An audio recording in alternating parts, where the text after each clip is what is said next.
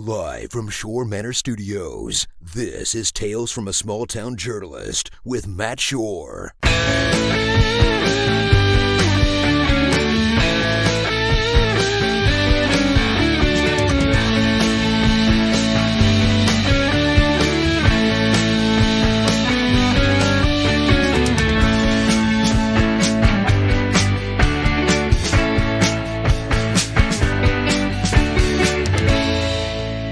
Hey guys, thanks for checking out this episode of Tales from a Small Town Journalist, the podcast dedicated to all the weird and wonderful stories you are only going to hear about from reporters working in small communities just like yours. I'm Matt Schorr, and I was a full-time reporter in a small community for almost 10 years before I finally hung up my camera and my notepad. And in that time, I got to have some really unique and interesting experiences working with the public.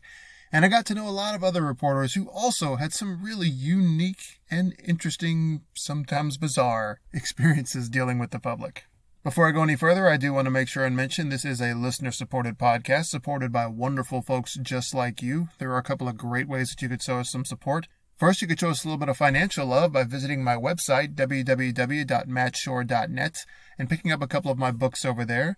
We've got science fiction, we've got horror, we've got comics, we've got young readers' books, we've got a little bit of everything at this point. So go check that out. And of course, another fantastic way to show us some support would be to just spread the word and let people know about us. Tell a friend, tell a neighbor, tell a loved one, preferably while social distancing and being safe.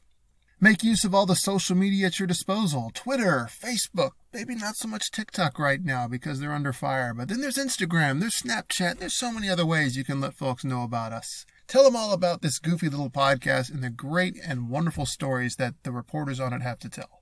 And speaking of wonderful stories, this episode is all about returning to the Fancy Farm Picnic. I made a decision early on that I would make Fancy Farm's Picnic part of this podcast every single year after it happens because it was just such an important part of my career, especially the early part when I worked at the Mayfield Messenger. I went every year to this thing, every August, without fail. It was hot, it was humid, it was loud, it was, I'm not going to lie, kind of miserable, and I used to really hate going, which makes it ironic that now I sort of miss it. It's just how life works. But it's such an important part of that community, all the surrounding communities. It's an important part to the entire state of Kentucky, which is quite a statement for Fancy Farm. So just in case anybody out there doesn't have a firm understanding of what the Fancy Farm Picnic is, here's a brief history lesson, probably leaving out some pretty important parts. But it started back in like 1881, I believe. It was launched by the St. Jerome Catholic Church, which is the primary church of Fancy Farm. And it wasn't meant to be anything enormous. It was just this humble little church picnic that they were going to have every single year. And as the years went on, it grew and it evolved and it became this massive gathering where everybody just converged on this one little bitty town. And political leaders started wanting to be a part of this as well so that they could have some visibility. And all of a sudden, that became a major staple of the event. And now we've reached the point where Fancy Farm's Picnic is sort of the unofficial kickoff of Kentucky's campaign season for politics.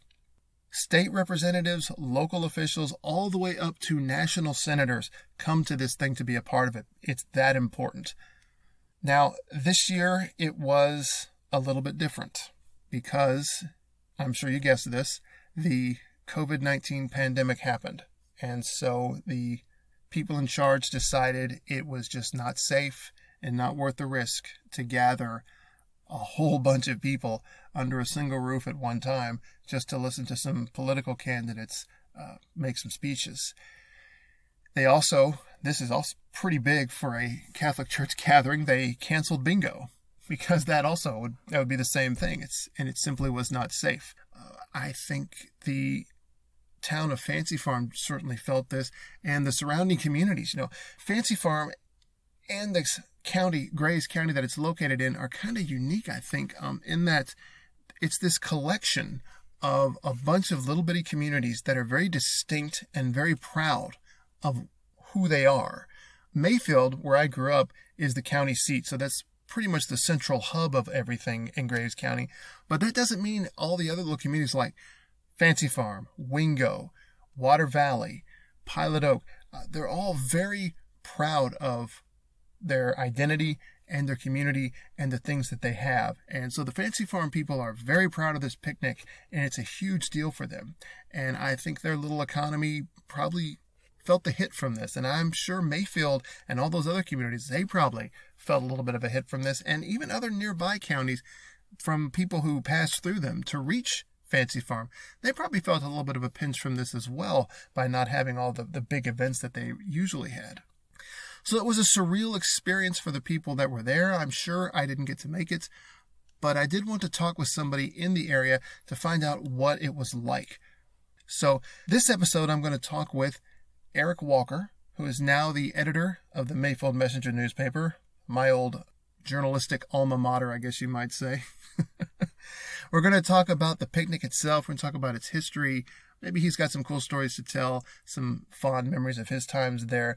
We'll also talk about just what it meant for Fancy Farm and what it meant for Mayfield and all of Graves County for them not to be able to have the staple event of this picnic and just what happens. So I'm going to switch things over to Eric now, and we'll talk all about that.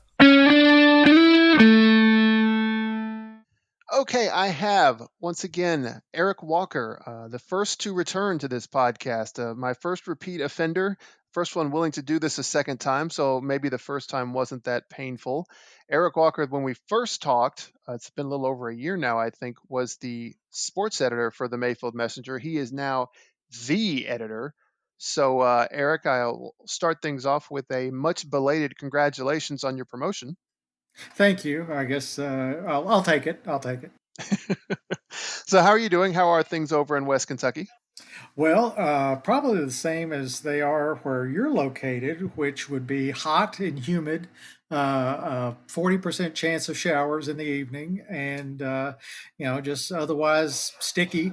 But as far as newspaper goes, we're just trying to keep our heads above water, like a lot of other newspapers. And you guys have done something that here recently, I think it even just started this week as we record this. You've taken on the responsibility of a weekly paper for Marshall County. Is that correct?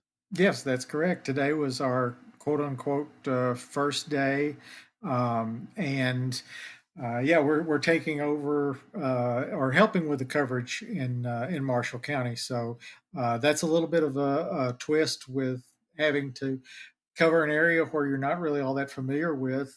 So you're kind of hitting the ground running and trying to catch up and make up ground as much as you can with, getting to know who's who and what responsibilities certain county officials have. I went to my first fiscal court meeting over in Marshall County today, and it's, completely different than the fiscal court meetings that I'm used to going in Graves County, where we're located. So a lot of things are just kind of trying to get the feel of and the lay of the land, so to speak. This is a trend that's been happening with newspapers. My last couple of years at the Leaf Chronicle, I inherited for a while there editing duties for the Stewart Houston Times, which was a weekly on top of my daily responsibilities with the Leaf Chronicle. I think it's something a lot of people aren't aware is happening. Um, just one more way that people who are still in the biz are inheriting more and more responsibility and getting stressed a little bit thinner and thinner, I think. I don't want to segue too much from our Yeah, topic at hand, but I don't want to leave that out. That is kind of I think that's something a lot of people don't realize is going on. yeah, that's true, and I think it probably, if you want to kind of segue to the topic that we're going to be talking about, I mean, it's uh, you also have this community journalism that is the bedrock for some of these smaller newspapers, and it's so important to retain that connection to the community. I'm a big proponent of community journalism, and so whether it's working in a my quote unquote home county or the neighboring county, that's it's just a big part of what I think needs to be really focused on whenever it comes to local reporting. Hmm. And speaking of local communities, the big topic at hand today is, of course, the Fancy Farm picnic. We're recording this a little bit in advance, but this podcast will drop a couple days after that's happened.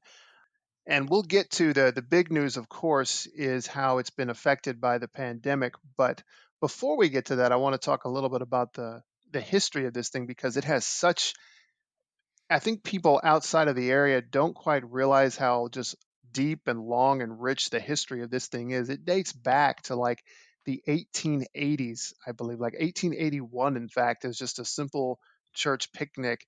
And just over the next 150 plus years, it just grew and evolved into this massive thing to the point now where it is such a big event for this tiny, tiny little community that it's become an unofficial kickoff for political campaign seasons in Kentucky for state representatives all the way up to national senators. Yeah, yeah, absolutely. And of course, we've had presidential candidates or former presidential candidates and vice presidents that have made their way to Fancy Farm to speak and get up on that platform and incite their base on whatever side of the aisle that they happen to be on. And with Fancy Farm, as you know, it's literally whichever side that you happen to be on, because there's the Democrats. They tend to they cluster on one side of the pavilion area, and then the Republicans cluster on the exact opposite, and everybody yells and jeers and cheers, and it is almost like political combat. Kind of like if it was a gladiator type of event. I always likened it to professional wrestling because that's what it reminded me of. People chanted, they had Yeah, that's signs. exactly it. If they just had a squared circle, it would be perfect. Yeah, yeah. Well, of course, they don't wrestle much these days anyway, so it's almost like the real thing. Just get up there with a microphone and Right. kill about 2 hours worth of That's airtime. exactly right. In that environment, it is such a unique environment, and most of the time, the candidates that show up there, they try their best, but uh, the typical strategy seems to be to just sort of have your speech and just kind of plow through it despite all of the reactions and rhetoric that you hear from the crowd. But one of my fondest memories was covering, and it's been a while back now. It was when Steve Bashir, the former Bashir, was running against, I believe, the incumbent at the time. I hope I said this name right. Was it Ernie Fletcher? I think is who he ran Yes. Uh-huh. against. And Ernie well, I remember Ernie kept trying to. The big issue that Bashir was pushing for at that time, Steve Bashir, I should say, he was pushing for expanded gambling in the state of Kentucky, and I forget whether or not he ultimately got it. But anyway, Ernie Fletcher and all of the Republicans wanted to paint him like this sort of non-religious, just antagonistic. Amoral, just heathen, trying to bring this horrible thing called gambling to our wonderful, holy, sacred ground of Kentucky. And Bashir got up there, and of course, the chants and everything are hitting him. But he was one of the few people I saw get up there, and he just thrived in that environment. Because I remember he got up there, he let them chant things about him being, this amoral, awful human being, let it go for a little bit. And then he waited for him to get quiet. And then he just said, I tell you guys what, if we're going to crack down on gambling, then someone's going to go next door and shut down the bingo hall, right? And it's for the first time there was silence for 2 seconds. There was silence, and then of course the left side of the arena, everybody starts cheering. Oh yeah, yeah. That's exactly how it goes. And I think there are some candidates who want to have that. I guess the parachute or the net, so they keep their speeches with them, and they don't vary from that. But I think the ones that I remember and the ones that people tend to remember and enjoy the most are the candidates who can, just go on a riff, and they can, they shoot from the hip, and they just, they don't go up with any notes or anything. They just have their message, and they know it backwards and forwards. And I mean, it's those are the ones that really, really stand out. Wendell Ford, a longtime senator and former governor here in Kentucky, he was one of those that, I mean, it was almost like a revival type of atmosphere whenever he got up there to speak. And of course, I think for most of his career, the pavilion area, which kind of painting the picture for a lot of people, it's kind of like this, almost like in the middle of a fairground or a county fair type of area. And for the longest time, it was just out in the open. You had like a flatbed trailer, and it was gussied up with red, white, and blue bunting and chairs, and that's where all the speakers would gather. And then they came up with this huge pavilion, and it's all enclosed now. But it was basically just open air, and so you would have some of these really great political orators who would get up there and they would just go off on whatever topic it was that they wanted to emphasize. And then there were some that what they just kind of played with the crowd. And so if somebody heckled somebody, bang, they're just going to fire back with some zinger of their own, either to whatever side of the picnic grounds it is. If the person speaking was a Democrat and the Republicans were just giving him the you know whatnot, you know he would fire right back at them, and vice versa. So those type of things. I was really trying to kind of look up. I think one of the best barbs that I remember Wendell Ford giving, and I was trying to find exactly what the wording was, but it was in regard, and I believe it was talking about Ernie Fletcher, and he had this great line about Ernie Fletcher was a preacher without a pulpit and a politician without a plan, and all this, and I mean it was just right off the top of his head, and it really got the Democrat side of things just really fired up. Was certainly a shot in the arm for, and it may have been Steve Bashir who was running at that time too. So if it was, then it was certainly a shot in the arm for him. I remember another one that I remember who really he just shot from the hip, and the big reason was he just had nothing to lose was Gatewood Galbraith, who has Oh since yes. he has since passed away, which is really unfortunate because that guy was, man, was he a legend. He ran for governor so many times, and Right. he always ran as an independent. He was always a third party candidate. And so he got up there and he really thrived in this environment too, because he got up there. It was basically just him versus the world because the avid Republicans didn't like him, the avid Democrats didn't like him, and his attitude was, that's fine, I don't like you either. And so He was like a combination. He was like a combination of Indiana Jones and a riverboat gambler. He had this wide rimmed hat, I remember, and he just kind of, it was almost kind of like he slinked around the picnic grounds, and his big thing was legalizing marijuana, and you're thinking about this, certainly the platform, how that plays in a, even then where Graves County and Fancy Farm was more Democratic, or leaned more to the Democrat side of things, and now they're leaning the other way toward being more conservative and Republican. Um, but I mean, he was still kind of welcomed with open arms. One, I think, just for the general hospitality of the picnic and the picnic goers and the picnic organizers, but also it was just kind of like a general, hey, this guy's got an idea. Let's at least hear what he's got to say. And he was like somebody, if they were sitting down and eating a fried chicken picnic uh, meal at a picnic bench, he'd come over and you just feel like he might as well just sit down and pick up a drumstick and just start conversing. That was just the type of uh, of ease that he had in talking with people, even though that he was, wow, far out in left field as far as whenever he came to the idea of legalizing marijuana, or some of the ideas that he had.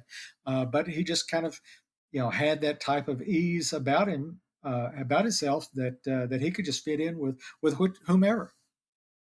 And I think it's a kind of a sad statement about how many eyes go on to, state level politics versus the national level, because I think if there had maybe been a bit more eyeballs on Gatewood Galbraith while he was alive, I think he really could have been like a state level version of Bernie Sanders, like really get the college kids behind him, because the stuff that he proposed was stuff they would have loved, not just marijuana, of course, but he also was big on that tuition was getting way too high. He said, "We've got to freeze Yeah. state tuition. We're pricing kids right out of college, and we can't keep doing this." One of my fondest memories of him, it actually involves Steve Bashir again.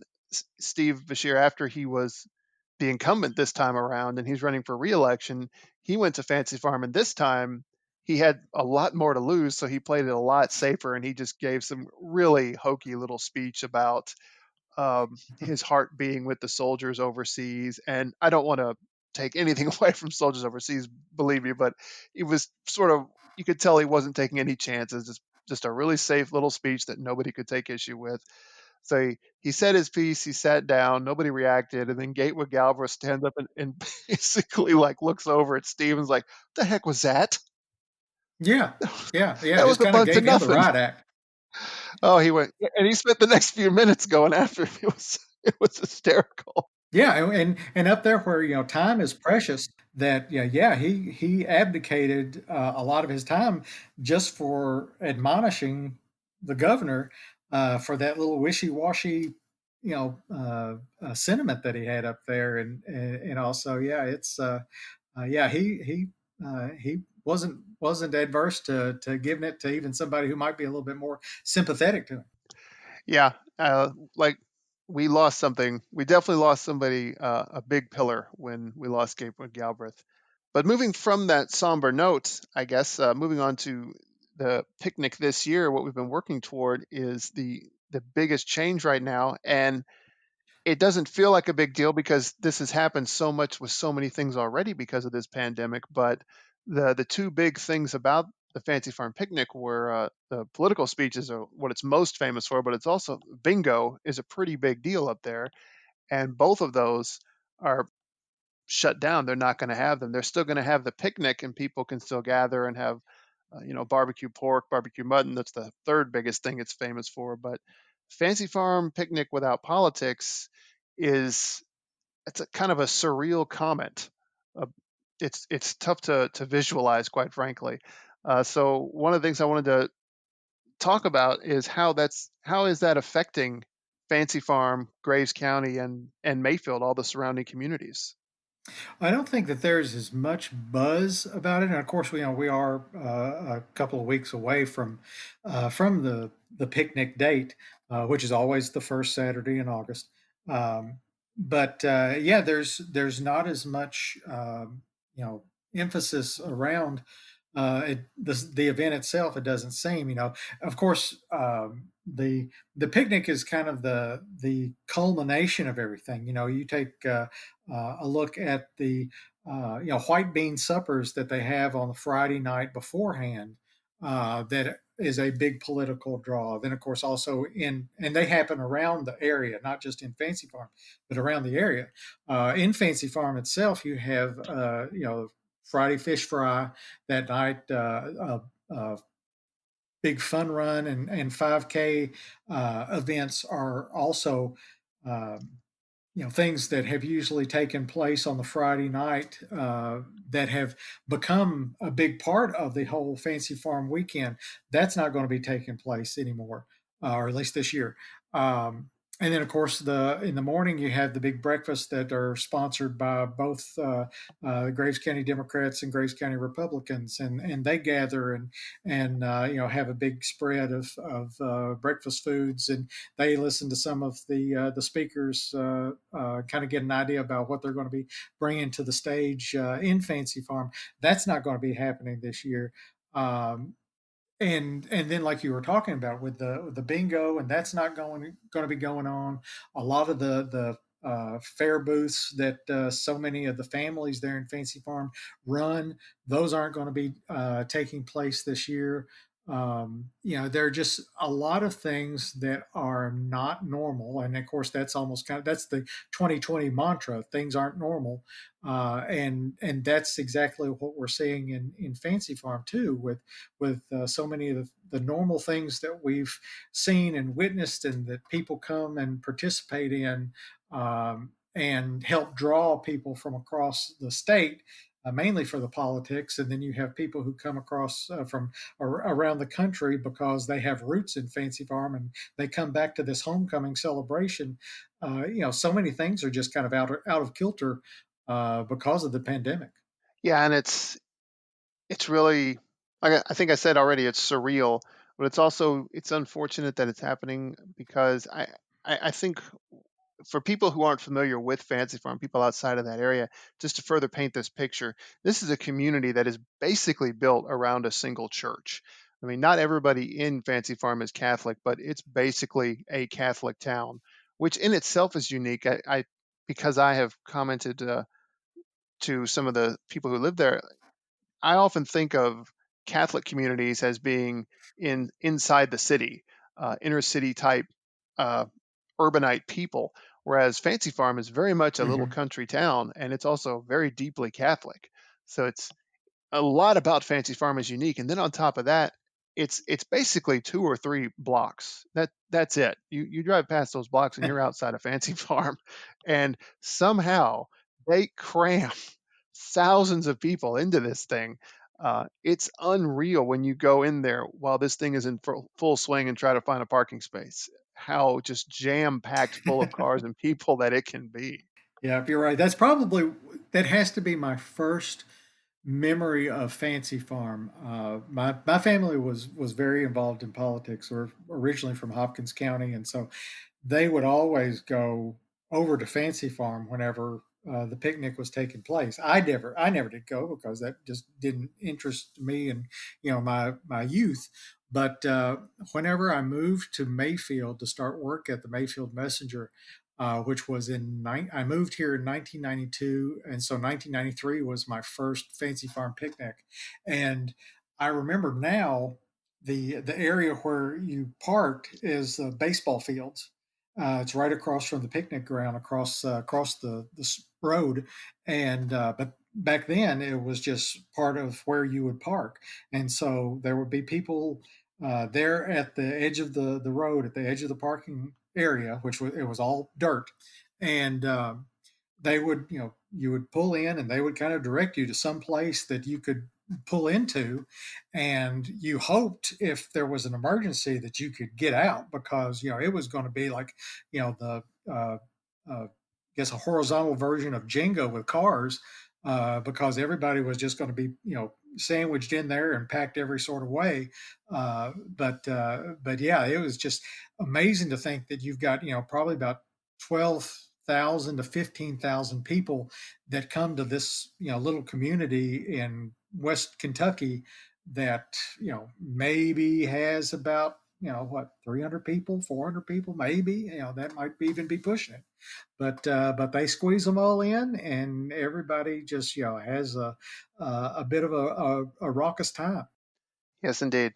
Raucous time. That's a good way to describe it. Yeah, and those baseball fields, just to paint a picture, just again of how tiny this place is, they're jammed up against the back of that church that the community's built around. Like it's it's such a small little plot of of town. So how, and you may not know this, but I wonder if the lack of interest, if the picnic being such a low key affair, if that's going to impact businesses throughout Graves County, if like Mayfield businesses are going to feel some of that when people who are passing through to go to Fancy Farm don't stop through and grab lunch or something while they're there. Is that something that anybody in the community, Mayfield or Graves County, has talked about?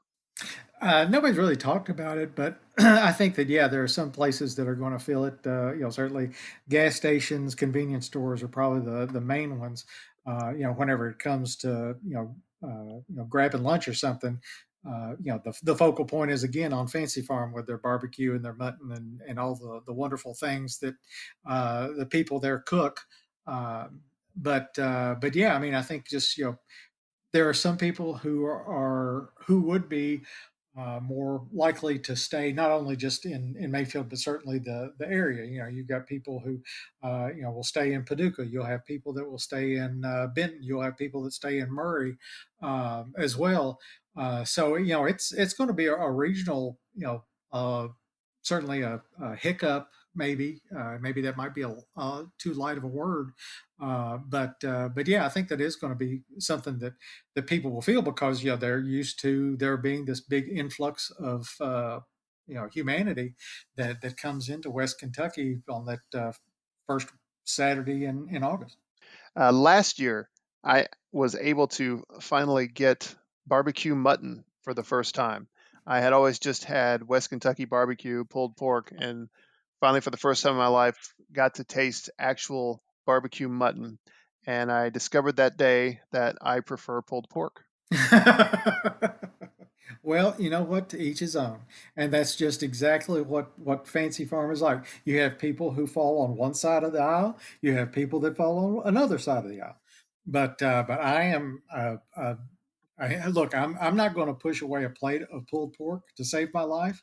But if you put down a plate of pulled pork and you put down a plate of barbecued mutton, I will go with the mutton because it's almost like if you never ate turkey for the majority of the year except for Thanksgiving, you would if you had a plate of ham and turkey, you would take the turkey because it's such a rarity. And that's kind of the same way that it is whenever you at Fancy Farm, whenever you have mutton offered to you, you're like, of course I'm going to take the mutton.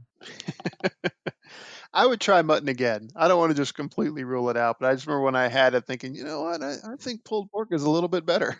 Yeah, don't have a downturn for the U.S. Mutton Association and throw that in their face or anything like that. I don't know if there's a U.S. Mutton Association or not. There probably is, but yeah, I mean it's differently. It's unique. It's unique, and I think that's kind of as a part that also encapsulates the fancy farm experience. That you have this unique meat that they offer. And last year, you've probably seen it whenever they've done the blessing of the meat on the Friday before Fancy Farm. Last year was the first time that I had ever seen that happen. And that was a real mind blowing experience for me. I haven't seen that. So, what all is involved with that? Oh man, it's like well the parish priest gets out and he has like a morning mass and blesses the meat and they have this kind of freezer truck and they bring out all of this uh, you know goat carcasses with for the mutton and pig carcasses and everything that they're going to be barbecuing for and they've got these humongous they're like you've I'm sure that you've probably seen the people who have like the barrel drums in their backyards and they burn trash and things in their backyards and there are these huge kind of similar to that huge metal drums that they do to create the charcoal. So they're putting wood in the top of this, and they look like the back end of the Batmobile with the flames shooting out from the top. And then they gather up the charcoals that fall in the bottom, and they shovel it underneath all the barbecue pits and everything.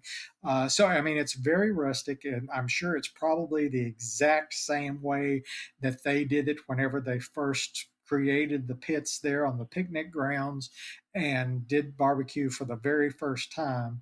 But it's almost as like an assembly line. The meat comes off the back of the truck. It goes down this long table where it's seasoned and rubbed and massaged, and then it makes its way down to the very end, and then it's plopped into a wheelbarrow where it's then taken down to the pits, and then it's plopped onto the pits and the barbecue, and it just all the magic happens and everybody's kind of gathered around and they're taking pictures and they're talking and it's just a truly community event. I could see everybody from Fancy Farm coming out to be a part of this, not only just for the religious ceremony of the mass in the morning, but then to take part in this incredible community tight knit event where you have all these family members, either where they're there and they're living there, or they're people that have moved away and they're coming back to be a part of this homecoming, and everybody is there and they're witnessing this, and they're probably swapping stories because they knew somebody either in their family or knew somebody else who was a long lost relative or a long departed relative who did the exact same thing, and they witnessed whenever they were small children, and then here they are, grown up adults and have their own children and grandchildren, and they're witnessing it too. It's just an incredible scene to see, and like I said, that was the last year was the first time I'd ever witnessed that with my own eyes, and it was truly amazing to see. That's a perfect illustration, I think, of the fancy farm community and just what this picnic is. The One of the things, Kentucky is kind of unique in this, at least compared with my current home state of Tennessee, in that people are every bit as proud of the county they live in as the town they live in. So I mean, people in Fancy Farm, they wouldn't say that they live in Mayfield or they live in Graves.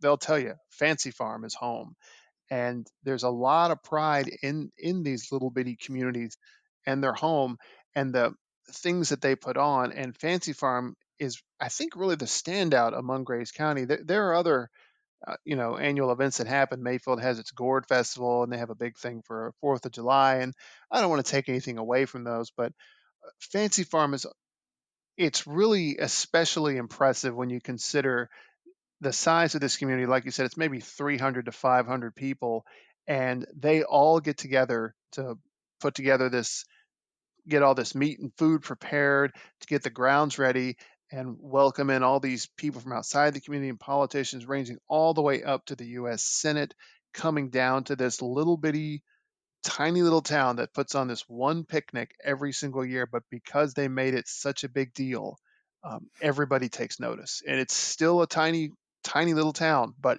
for that one day of the year, it's the biggest city in Kentucky. Yeah, it probably is. You're exactly right. I can't remember. There's another kind of similar scenario, and I can't remember exactly what town it is, but it's like on this one particular day, it becomes like the largest town in whatever area or state or community or whatever. And you're right. Fancy Farm suddenly just becomes this bustling metropolis because of you have all these people that are coming in, and I mean it's, and really if you look around, and again you've been there, and you've probably witnessed the same thing. There is there's youth that comes to Fancy Farm because they want to be plugged into the political side of things, and there's almost kind of a sense of a little bit like the Kentucky Derby. They get dressed up. There, you see men in wearing, some people are in blazers. There are women in nice dresses. There are obviously folks that wear golf shirts or polo shirts or t-shirts and button up shirts and everything. And then but you have people that are kind of dressed up and more of I guess stereotypical politician get up. Maybe khakis or slacks and button up shirt, and long sleeve, and then of course you'll have to roll them up because you want to prove that you're one of the working people, and all this. But it takes on. There's a certain fashion sense also that comes with Fancy Farm, and you see a lot more, like I said, of younger people that are more politically engaged, and they want to be a part of this, and this is in a certain way kind of has the sense of a Kentucky Derby weekend, but we have it in this small little community in West Kentucky, and it's a lot about a different horse race, and that's the political side of things. And I asked one of the organizers, Mark Wilson, last year on this podcast, and said, "And whose great idea was it to have this thing on the hottest day of the year?" He just laughed and said, "Well, that's just when you have picnics." Well, that's true. That is true. I think that it was probably not as hot as it is now. I think, of course, wouldn't know that for certain, Yeah, I mean, it's always been hot at Fancy Farm, and like I said, I remember my parents, talking about how hot it was, and then there was always the threat of rain. It seems like it really hasn't been that much of a threat of rain here these last few years. It just seems like it has been unbelievably, hellishly hot at a different type of degree.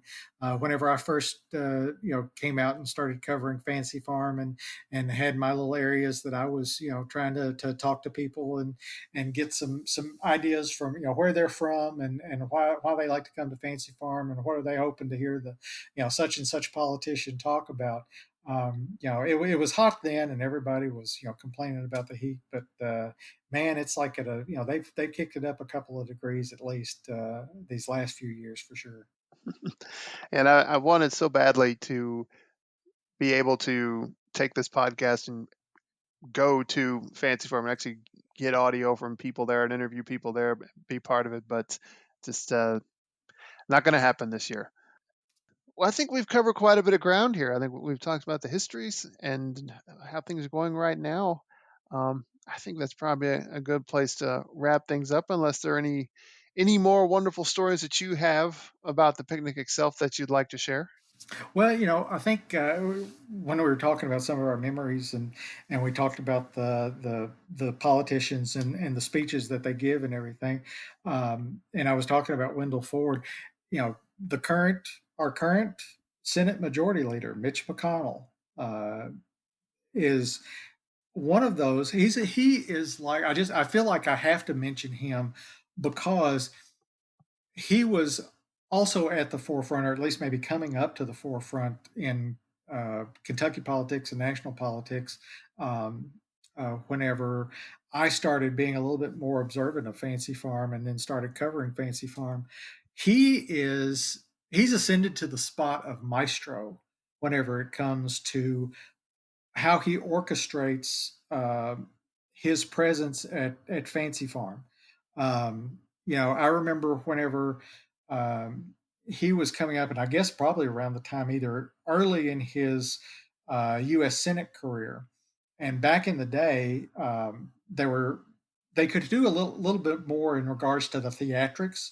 They could bring out people who were dressed up like people. I think one year there was a Terminator character like Arnold Schwarzenegger, and I can't remember who he was for or against. But I remember there was one time, and I think it was Mitch McConnell who brought out the Seven Dwarves, and maybe it may have been Ben Chandler who was running for office, maybe running against Mitch or something like that, and each character wasn't the traditional dopey sneezy doc grumpy and all them, but there were different caricatures that McConnell and his group put to um, uh, Chandler or whatever politician was running against him or whatever politician he was trying to take a jab at. So now we don't have as much as the theatrics. They kind of put a kibosh on those type of things there at the political speaking. But still, the way that McConnell, whether you like him or don't like him for politics or whatever, but he just has a sense and an aura whenever he's on the stage. The Republicans cheer him, the Democrats boo him, but he has such a presence, and seeing that and knowing that this is the most powerful man in the U.S. Senate, probably the most powerful man in Congress, and for him to be up there, front stage seated in this small Catholic community in West Kentucky.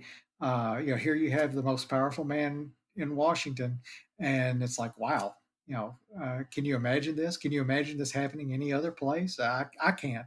I can't. You know, wrap my mind around. You'd have somebody, the likes of Mitch McConnell or Al Gore, whenever he was either vice president or running with Bill Clinton, and he came to Fancy Farm. These type of figures that come to our neck of the woods is just mind blowing. And I've thought of that with the parking situation. I've thought for the security details of these guys, Fancy Farm must be a logistical nightmare. Oh yeah, now it's like, there are people there that look like they're with black ops. You know that they were, they've got probably 18 different ways that they could take you out in like 2 seconds. They you see them over in the corner and you're like, man, that guy is a bad dude. I've never seen them. The times I've been to the picnic, they must be keeping to the shadows, keeping an eye on me.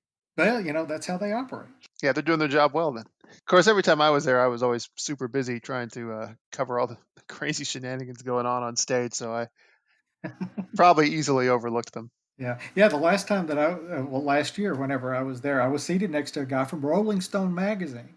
Rolling Stone magazine was in Graves County in Fancy Farm covering the event. I mean, again, it's just mind blowing. Yeah, that just again just goes to illustrate what a really big deal this event is, and how Mm-hmm. what a big deal it is that it's not going to be such a big deal this year. Yeah. Yeah. But anyway, maybe they'll be able to get back on track next year, and whether they do or not, I will bring it back up on this podcast yet again, and maybe we can share a few more crazy memories about that crazy little event. Happy to. Thank you, Eric, for taking the time to speak with me. Thanks for taking the time out of what is no doubt a busy schedule editing 2 newspapers. If you live in Mayfield or in Marshall County or Fancy Farm, make sure to subscribe to your local newspapers. They are so important and so vital to the survival of the communities that they serve.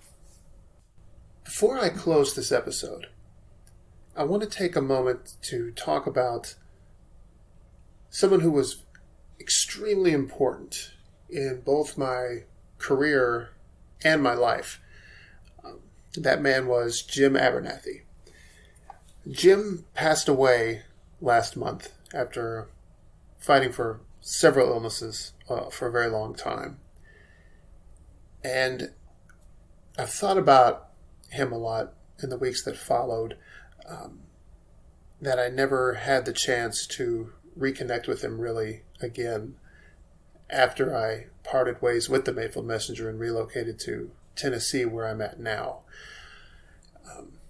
I can use the excuse that life got in the way and it just didn't happen. The cards didn't align and it didn't happen. But, with social media being what it is and how easily it is to connect with people, I'm not going to use that excuse. I feel a little bit guilty. I should have worked a little bit harder, perhaps, than I did, just to reconnect at least once. So that's something I'll always regret and have to own for the rest of my life. But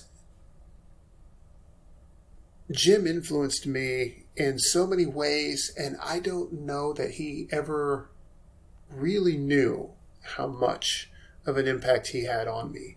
When I first took that job at the Mayfield Messenger,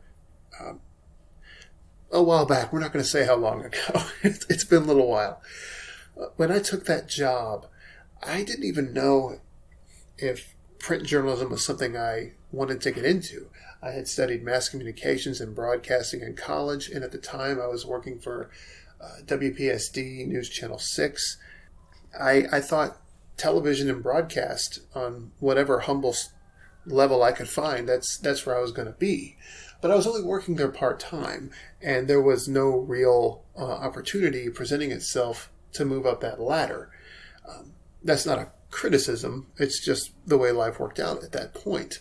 And Jim, with the Mayfield Messenger, offered me a full-time job working as a reporter, which I had never done. I had no prior experience. I'd worked in television. I'd worked as an intern in radio, and that was it.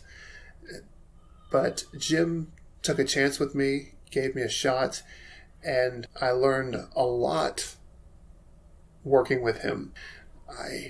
I know that there were times I must have frustrated him by just not getting it, especially those early years, just not quite clicking the responsibilities and roles of a journalist and a reporter for a small town. But I really hope, and I'd like to think as the years went on, that he saw that appreciation growing in me and that understanding of how important it really was, and how much of an influence that he had on me.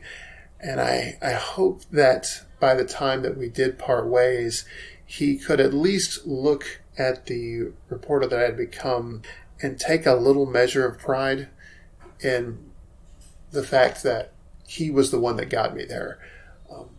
I had studied journalism in college, but you never learn a craft until you really start doing it and working with people who have really done it. And Jim was my biggest teacher when it came to journalism, and especially with community journalism. So I wish I could have a chance to tell him how important that was. This is the best opportunity that I'm going to have. So if somewhere out there, Jim, you're able to hear this, thanks for all that you taught me.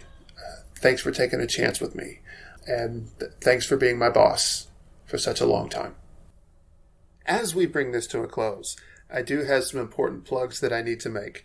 One thing I haven't promoted enough is our YouTube channel. You'll have access there to complete episodes of this podcast, as well as clips and other content, not least of which is the annual walkthrough of our Halloween decorations every year. You can find that at tinyurl.com/Schorr Manor YouTube. Be sure to like and share our content, and please, pretty please, subscribe. Let's see how fast we can push those subscription numbers up. Also, please follow this show's official Twitter page at Journalist Tales. You'll see all the updates and announcements about this podcast there. So follow us, retweet us, and share us. Let's get this thing growing. And for those of you on Facebook, be sure to check out the official Schorr Manor Studio Facebook page at facebook.com/Schorr Manor. You'll be able to keep up with everything going on in this podcast, not to mention my other projects. So please like and follow us there. And if you'd like to connect with me directly, here are the ways you can do it. I'm on Twitter at @TheMattSchorr and Instagram at @TheSchorr. And you can also reach me the old-fashioned way by email at mattschorr@hotmail.com and via my personal website that has everything about me, this podcast, and all my other projects at www.mattschorr.net. So thanks again for checking out this episode.